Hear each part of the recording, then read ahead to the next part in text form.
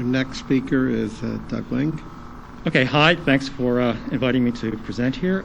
So I'm going to talk about the work that my group has been doing examining trauma-induced changes in cortical circuit physiology that lead to post-traumatic epileptogenesis, and also our studies to evaluate neuroprotective drugs as potential prophylactics to prevent the onset of PTE after trauma.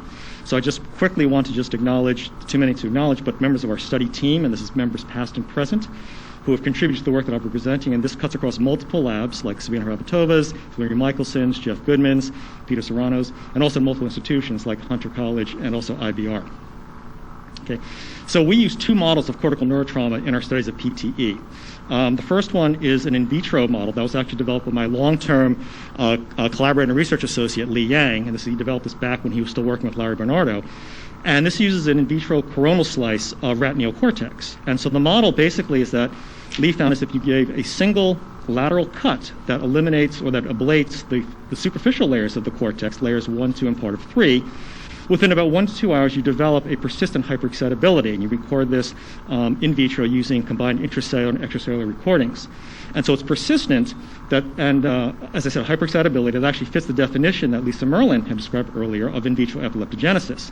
And how it's characterized are by these evoked epileptiform interictal-like discharges that can be evoked in an all or nothing manner with low stimulation.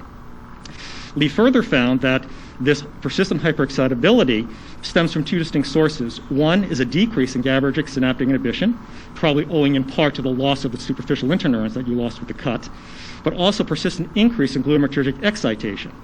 And this induction of this hyperexcitability appears to be calcium dependent on intracellular calcium, but also on the activation of AMP and NMDA receptors. Now we also use an in vivo model of PTE, and this is based on the controlled cortical impact model of cortical neurotrauma. Now CCI is a model of focal injury, and how you do it is that you first start with a craniotomy and then use a solenoid-driven impactor. You apply a focal impact injury to the cortex, in our case the somatosensory cortex. The animal is then allowed to recover for 3 to 4 weeks, and then during that time we euthanize the animals, prepare cortical slices for ex vivo analysis of cortical activity. So what we found is that we see the same type of evoked epileptiform burst discharges that we see in the in vitro model. But more significantly, we also see the development of spontaneous epileptiform activity in the cortex that includes both brief interictal-like but also more prolonged ictal-like discharges that can last up to 15 seconds or longer. So using these two models, as I mentioned, one of our interests is to evaluate potential interventions with using drugs to prevent PTE. Now, the class of drugs we found most promising at this point are the SV2A ligand anti-seizure drugs. Now, these are FDA-approved anti-seizure medications, and how they believe to work is by blocking the presynaptic release of glutamate from synaptic terminals. So first we looked at them in the in vitro cut slice model, and in this model we did the cut, waited anywhere from 0 to 90 minutes after the injury. We bath applied the drug to the slices for 1 hour, washed it out, and then did our electrophysiological recordings.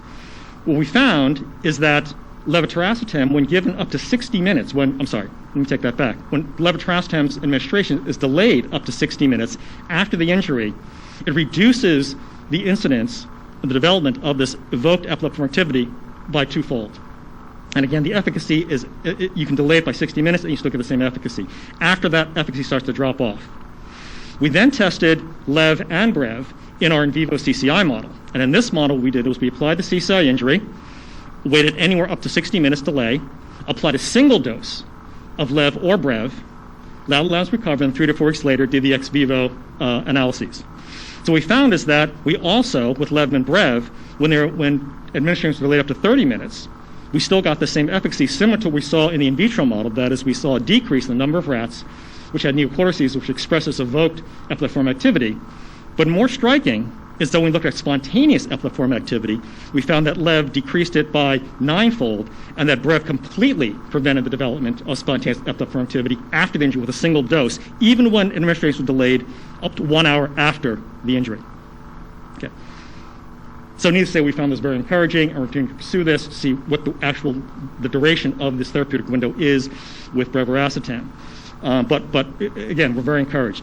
The other analyses we're doing, as I mentioned, we're looking at the underlying mechanisms of the post-traumatic epileptogenesis. And so this is an example of some of the analysis we've been doing. In the in vitro model, what we did is we did wholesale recordings of spontaneous miniature EPSCs in the cut slices. And using peak-scaled non-stationary fluctuation analysis, we were able to obtain estimates of AMP receptor unit conductance and also the number of active AMP receptors in the cortical circuits. What we found is that with the injury led to a significant increase, about 30%, in AMP receptor unit conductance. But there was no change in the number of active AMP receptors in the injured slices relative to uninjured controls. More recently, we're starting some parallel studies in our CCI model, and this is just what some of the first sort of analysis we've been doing, and this is in collaboration with Peter Serrano's lab at Hunter. And what we did is we gave Peter some of our CCI brains, and Peter did some Western blot analysis to look at the expression levels of the AMP receptor GluA1 and GluA2 subunits in after injury. And what Peter found is that in neocortex, there was no difference in the expression levels of GluA1 or GluA2 AMP receptor subunits in the injured animals relative to uninjured controls, and this is reflected in the GluA1 to GluA2 ratio. However, in hippocampus, it's a slightly different story.